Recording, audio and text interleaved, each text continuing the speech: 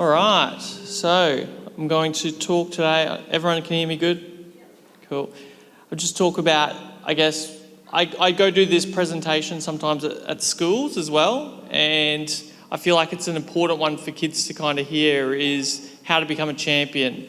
And it's not talking about how to become a champion boxer, which is what I was, and a lot of them get confused in that, but it's about being a champion human being. So I'll go to the next slide. I should have a clicker here, shouldn't I?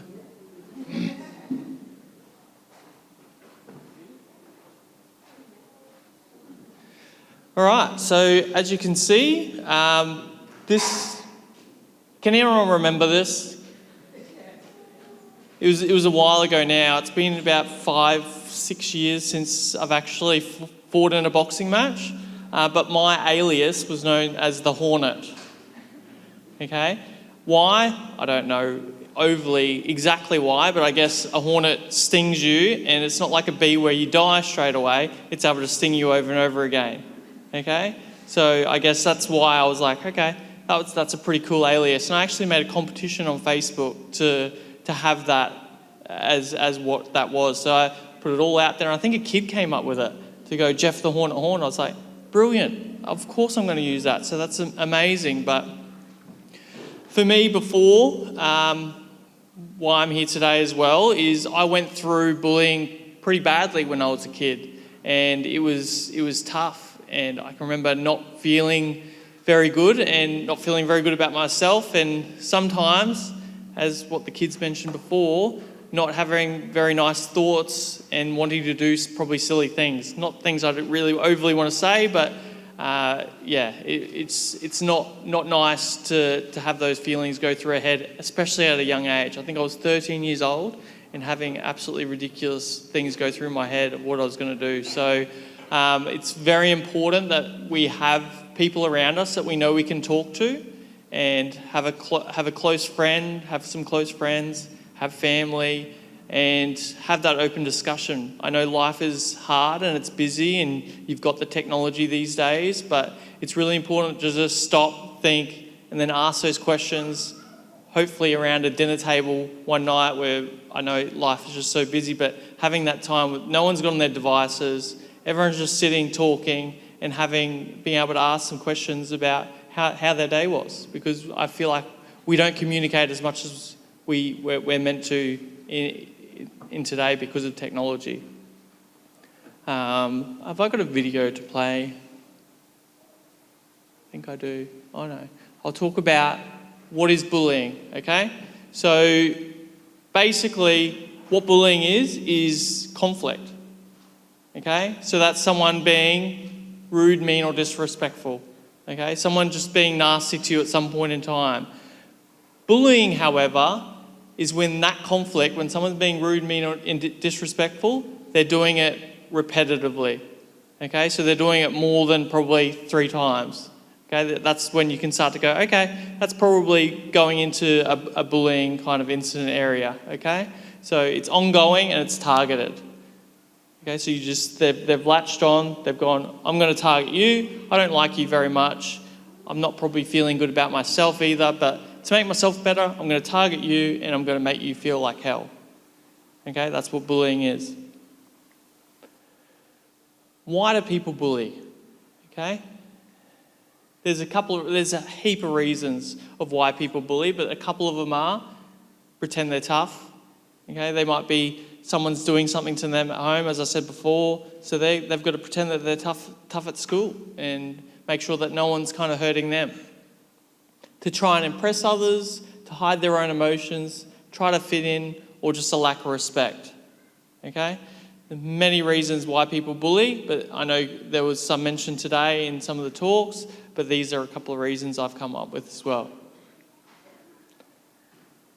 This is my favourite part of this video because I get to reminisce of my old times this is basically an introduction to me. If anyone doesn't know who I am, this just goes to show you what I've done kind of in my past. Because in my former life, I was a bullied school kid, and then I became a teacher because I actually, as much as I I hated the bullying that happened to me at school. I had some really great mentors as teachers that made the classes so much fun, and I was like, I want to do that as a living. Like, I want to have fun every day and play games and stuff. So I'm just a big kid at heart anyway. I don't feel like I've ever grown up, and that's what I wanted to do. I wanted to teach people. And at the same time, I was like, I really want to become a world champion boxer. So I did both at the one time, a period of time. I did boxing and teaching. So I also got the nickname the boxing school teacher. So here's a video. I love teaching, and it was a great fit for me, but I think always what I wanted to do is just do sport for a living.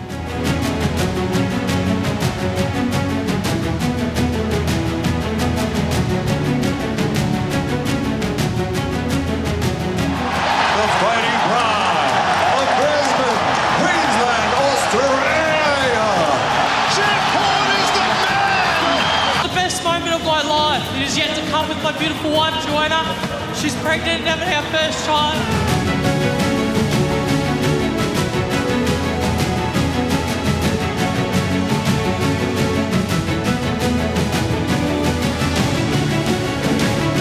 And Jeff Horn, for many, they will already say he has exceeded expectations. He is making it a fight.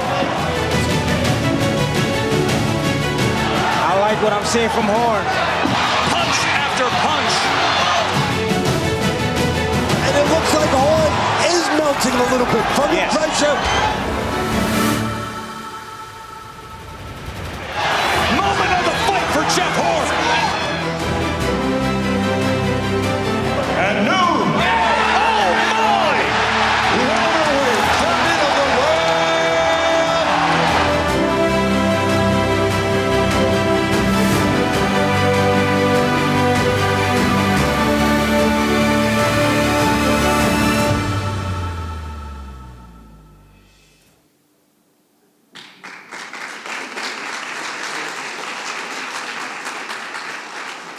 Thank you.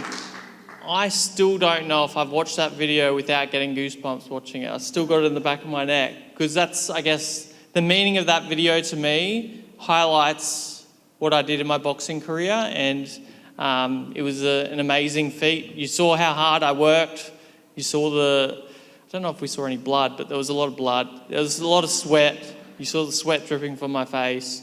It was a lot of hard work. So I really, really struggled, but I had that mental capacity. You saw me jumping in the ring, and I had that mental capacity. I was like, nothing's going to stop me. I had complete focus. My slight probably weakness, I don't know if it's just me or it happens to a lot of other people as well, but when the beautiful girls around me started coming into my world, that's kind of when I feel like the fight in me and the want and drive kind of diminished, because boxing's a dangerous sport. You can get punched once and you could get really hurt. So I didn't want to get hurt anymore, and I wanted to make sure I'm sound mind for a long time for them, and it was really important for me to, I guess, hang up the gloves. And I've got a bigger mission now in Bullyproof Australia, and that's we've developed a program to put in schools to help teachers and students with conflict management, and that's what my purpose, I feel like, is. So I'm just going to keep pushing that out there, and yeah. But as you saw in that video, you saw me as a world boxing champion, but you have champions around you everywhere. I'm sure there's champions in this room exactly here supporting this day for the kids. And they're people that are your friends, your coaches, your teachers. Have we got people know that they've got friends in the room? Kids, we got friends in the room? You know, you got some friends here? Yes? How about coaches? Is there any coaches in the room? And teachers, is there any teachers in the room? Yes. I was a former teacher as well. I know how hard it is, and you do an absolutely amazing job, so thank you. So these are our everyday champions, okay? We have champions in our life. These guys should be looked at as everyday champions that you recognise.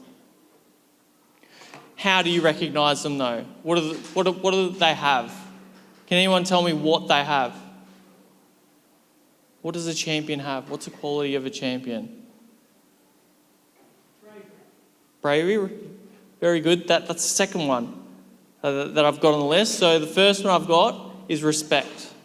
Okay, they show respect to other people. Okay, they're always respectful. That's what a champion does. Next one, bravery, courage, same thing. Okay, so they do things. That's what courage is. They do things even when they're scared. That's what courage is. Okay, so it might be it's the right thing to do. You know it's the right thing to do.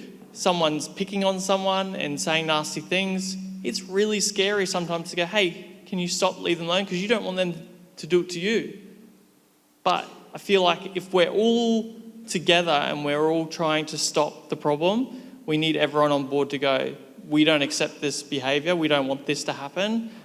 Ask them what's wrong. Ask them if there's something they can do for them to kind of help improve their life so they stop being mean to other people. The next one is resilience. Okay? What's resilience? Resilience is getting knocked down, failing at something, and keeping on going. Okay? We need that more even today. All right? And we have lots of programs out there that specify so I've skipped one. I'm not looking at it. Okay? Resilience was the last one. Okay? But resilience is basically getting knocked down and being able to get up again, get up again, get up again. And integrity, of course, is just being honest always.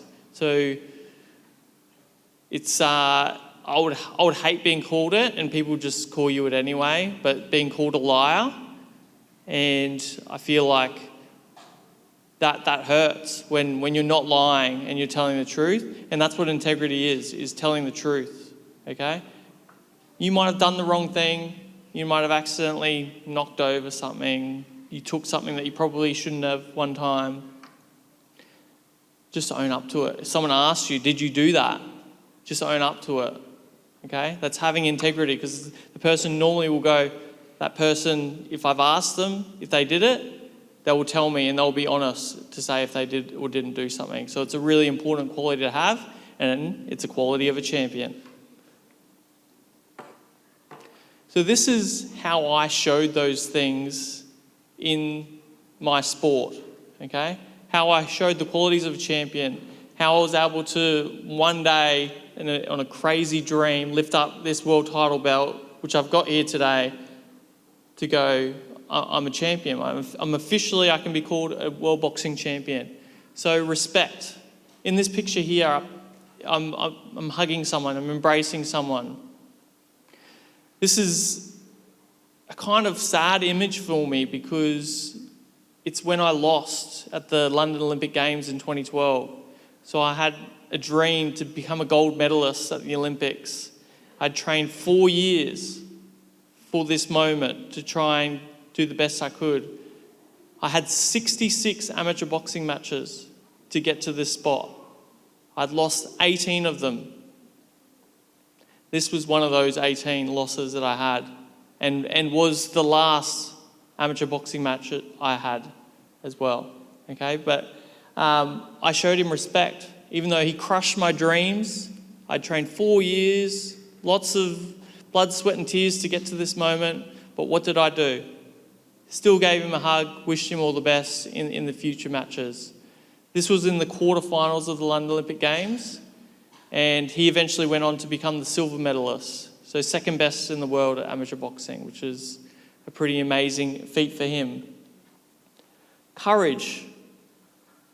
We all saw in that video me walking out at a stadium boxing match, and my face, I feel like when I stepped through those ropes is when that clicked for me. I had that cut.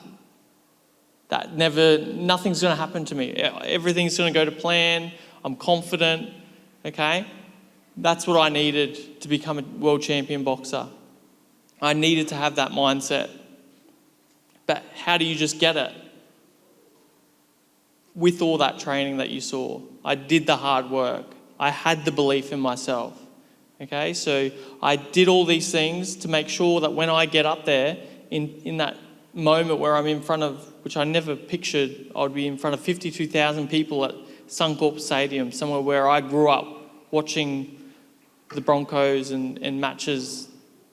I did not picture everyone in that stadium with their eyes on me in the middle of it. It just blows my mind thinking about it now. But I was able to do that twice there. So I had 2 massive boxing matches at Suncorp Stadium with Manny Pacquiao, an absolutely boxing legend, and Anthony Mundine.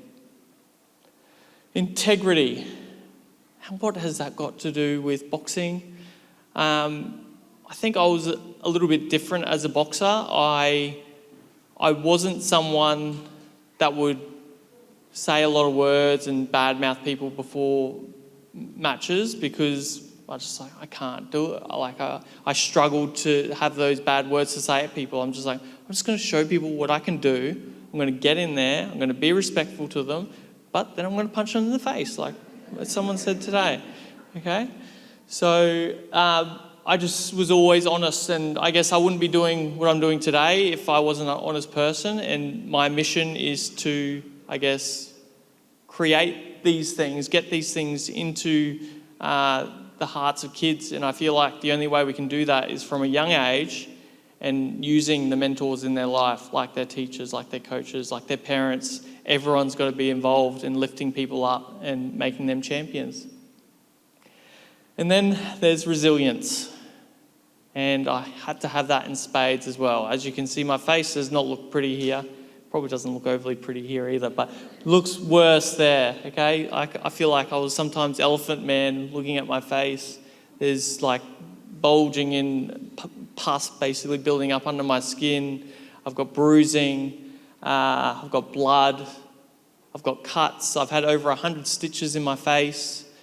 It was hard work. I think it was my style as well. I would come forward at people, and coming forward would sometimes I'd whack my head, because it's really hard to kind of avoid people constantly when you're coming forward at them and throwing punches, right? It's kind of difficult at points. That's why the head guards were so good in amateurs, because you didn't get these head clashes all the time where you'd get cuts. But I've got probably over 100 stitches in my over my eyebrows. But the worst injury I had, which I had to show so much resilience for, was when I was training to have a match with a guy called Randall Bailey. And his nickname was the KO King. So his nickname's the Knockout King. So when he punches people, normally he knocks them out. So in the lead up to that fight, I was like, okay, this guy hits really hard. How am I going to train for someone that hits really hard? Okay, I'm going to have to go up against probably bigger guys. So I was training against guys that were bigger than me and that could hit really hard. Unfortunately, in my training against one of those big tough guys, he punched me in the throat. Not once, but twice in the same basically round. And it wasn't deliberate, but I felt something felt really weird when that happened. And I went to the corner to say something. I was like, and no words were coming out of my mouth. I was like, okay, that's weird. And I just actioned, finished, I'm stopping. And then a little bit longer after, I was able to slightly talk, but it was like a whisper. And I was like, the next day I was like, I've got to go to the hospital, because I had a hard training session the next morning. I'm like, I can't do it. For some reason, I just mentally cannot go to the training session. So I was like, I'm going to go to the hospital and get checked out. And they scanned me and said, you've actually fractured your throat. So it was a good thing I went there, because I don't think it's a safe injury to have when you're boxing if it was to close up or something. So I've ended up getting a titanium plate to stitch my throat back together, and I've got a scar there.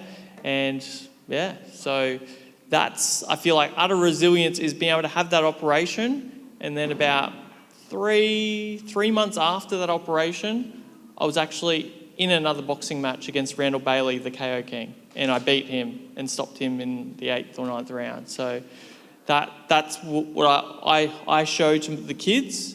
what resilience was to me in the boxing world. So what I say to the kids and all the kids today, that you've been absolutely amazing getting up here. Probably, is this the first time that we've done talks in front of people? For some of you? Yes? Yeah, some of you putting your hands up. It's the first time. It's absolutely incredible. And your first time, the hand gestures, the confidence. I wish I was that good when I started. I could tell people a story, but I'm not going to tell in front of all the kids what I had to do to get confidence to get up and do this very similar thing. My first time, I was not confident at all. So congratulations to all the speakers today, and thanks for having me.